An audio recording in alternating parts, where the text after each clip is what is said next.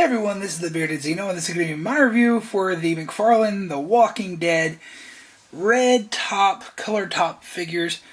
And I'm just going to review all these as a wave, I guess you could say, in one video, because the season 7 premiere is tonight. I wanted to put some kind of Walking Dead video out before the show airs, or at least you'll film one.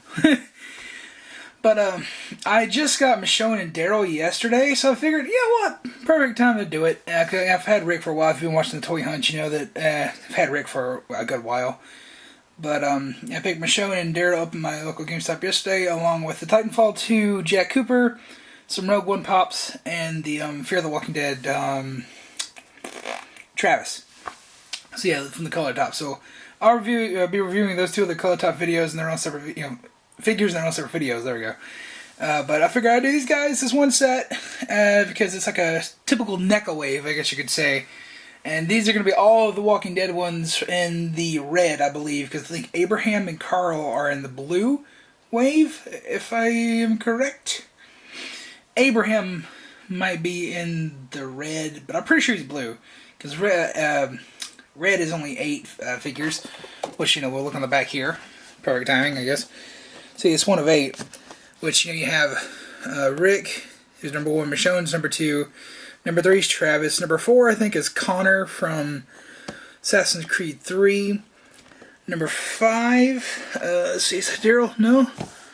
Number 5 might be JD, and number 6 is Daryl, number 7 is unaccounted for, so that one could be, no, it's, I think it's either 5 or 7 is Madison from Fear the Walking Dead. And then number 8 is Jack Cooper. So there we go. That's all of the red wave spoken for. So I'm pretty sure Abraham's blue wave. So anyways, long drawn out explanation of why I'm reviewing all these in one set. So it's like a typical NECA wave, I guess you could say. Yeah, we could compare it to. Because these are 7-inch figures. This is like, McFarlane and NECA's bread and butter, the golden days. Very static, very unposable, statuesque, highly detailed, very well painted figures, right? That's what NECA used to be. Then they've been jumping into Articulation for the longest now, and they've done a really good job with that. McFarlane's taken it back, and that's both hit and miss, right? So let's go ahead and start talking about the Articulation for these guys. Well, packaging, I guess I could go ahead and speak about. I should a little bit. It's very reminiscent of like a Black Series style box, and it's got the Walking Dead on the side, the number down there, which is going to be inconsistent because it's all the figures in the color top wave. So yeah, let's see, like it goes 1, 2, and then 6. So yeah, and even the coloring is a little bit off on Daryl's red, which you can't even see. There you go. It's probably not showing up on camera, but like on person, this red's a little bit lighter than the rest of these. So yeah, that's very consistent packaging for the Walking Dead line. So at least that will all look the same. And you flip it over on the back, and it says 1 of 8. It doesn't tell you what number. Like, it'll say the number up here, like she's number 2, but it just says 1 of 8, and it doesn't show you the rest of the figures in the wave. So that's a little stupid, I think. I wish they would show the entire thing, but it does have the little TV icon up here on that, and it's also on the side of the packaging as well, right there. And that'll be like a controller for video games and stuff like that, and like film reel for movies, and I forget what the anime one is, but there's one for anime too, which they're doing a Attack on Titan figure, which I can't fucking wait for that. But let's go ahead and talk about the Rick Grimes. Overall, I think this is a very well, nicely looking figure. It looks fucking amazing. But if you are a action figure junkie, you like posing and shit, you're not really going to enjoy this figure. This is for classic fans, I guess you could say, of McFarlane. People who want like the golden days, like the movie Maniacs or the cult classics from NECA, where they weren't that articulated at all. So like, just to go over the articulation for this guy. There you go, you can move the arm out. You can twist the arm at the elbow. And that's it for the arm articulation. Let's just put that back down. I don't like that because that looks stupid. Like, you can never get it at the right angle to fire. It actually kind of looks okay in the viewfinder, but like in person it just looks off, doesn't match with his head. And speaking of the head, I mean, this arm moves too, but you know, this and oh, no, okay, it's what was there. Speaking of the head, this is the most glaring part of the articulation, and the Travis figure from Fear the Walking Dead's like this too. And oh my god, oh, it's terrible. This oh my god, what the fuck is that? Oh, he's got a turkey gobbler. There's a big ass A under there too. That is so gross. You literally cannot move this head at all. Barely tilt it, that starts poking his ugly ass head out. So that's, oh, there we go. Just barely tilt it, so yes. Ugh. So Rick's always gonna be, look at him poking out there. Yeah, there we go. The head sculpt itself though, very nice. Looks a lot like Andrew Lincoln, and you can tell they actually use laser scans and everything. It's not showing up as well in person, but his lips are like abnormally pink. Like the bottom lips, looks like he's just like got a bunch of lipstick smeared down here. So they kind of missed the paint on this one. I went through all the ones that they had at the store when I was looking for this one, and this was the best one. So yeah, but like most of the paint jobs are actually pretty good, especially for McFarlane. Like look at that. It looks just like Andrew Lincoln. Nice paint job. Come down to the shirt, very nicely detailed. There's also a ab or waist swivel, but yeah, it doesn't really do anything. There's no forward movement in the legs whatsoever. There's a cut here at the thighs on both legs, and there's a cut at the feet. It's not even a ball joint; it's a cut. Yeah, it's pointless articulation. Like literally, they might as well just say the tooling for the articulation and just fucking.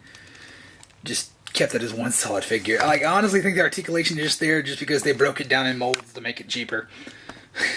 If it was up to McFarlane himself, according to his interview from Jarvis Bryan from Toy Fair this year, like he wouldn't do articulation at all. He'd rather have them be statues.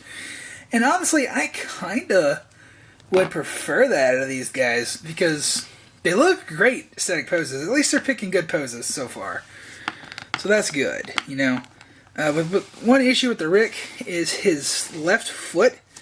And probably I'll show it to you. I can never really get it centered properly, just the way the cut is. Like, it's always going to look like it's slightly off kilter. Like he's stepping on it wrong, or it's broken. Yeah, it never lines up properly with this leg. And that's just the way the cut is. And he's a little wobbly on his stand, and I don't think he can stand on his own. No, not really. You basically need the stand. You can probably get him a stand on his own, but yeah. That's one thing about these color type figures that I do like is the stand. Because it reminds me of like Hot Toys, and it looks really cool. It is generic, it is hollow, it does feel cheap, but that's the way the Hot Toys ones were. However, Hot Toys has seemingly moved to diorama type stands and gotten rid of their generic shit. Unless it's like the Winter Soldier Nick Fury. I think that's the last one that they released that had the generic base. So that's just to keep it in with the rest of them in the line from that, you know, that movie. So it looks, you know, uniform in your collection and stuff like that. I think if they're going to keep the articulation out of these guys,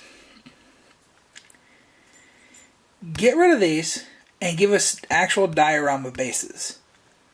There are some cool accessories, which, you know, we're going to have one down the line and talk about Daryl when we get to him, but he has like one of the best accessories.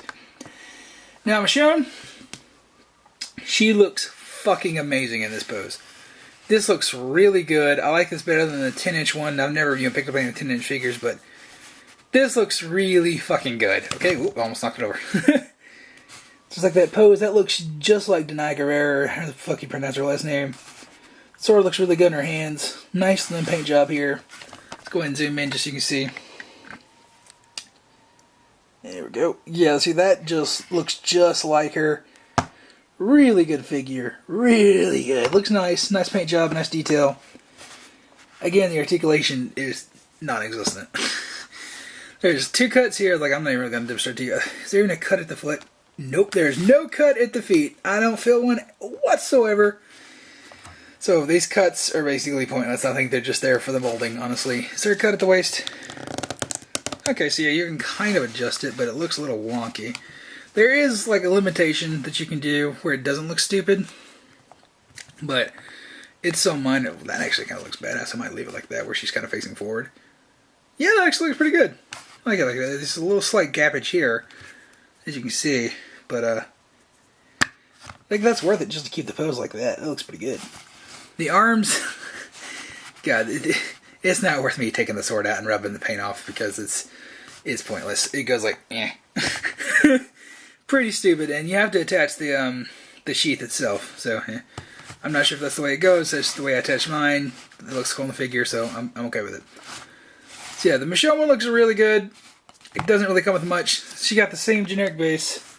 So yeah, I think the peg might change on some of these. I'm pretty sure, like from Rick to Daryl, it does. I think Michonne's is further back too, so at least it's a different base, like with a peg. But the bottom of it is the exact same for all the Walking Dead ones. However, it is different for the Jack Cooper one, which we'll talk about that when we get to the Jack Cooper figure in this own review. But move Michonne over there, and we'll talk about Daryl. Daryl is the most impressive looking, I want to say, out of this. It's got the best likeness. Mine has the best paint job. I've seen some of them that have pretty shitty paint jobs, but I got a pretty good one here. Like Mr. Evil Cheese, his got like weird sloppy paint on the back. It looks like he's got greasy tips. Yeah, mine doesn't really have that. Mine looks really good, and I'm glad. I'm so glad. But that's just that wonderful McFarlane paint. There you go. Like, look at that. It looks just like Norman Reedus. Whew. Let's go ahead and zoom in. Let's bring him in. Just get even closer look. See, just like Norman Reedus. Even the leather on the jacket looks really good. Oh, he's falling over. The angel wings on the back of his jacket look pretty fantastic. That's nice detail. Really nice. Got his rag back here. Looks really, really nice.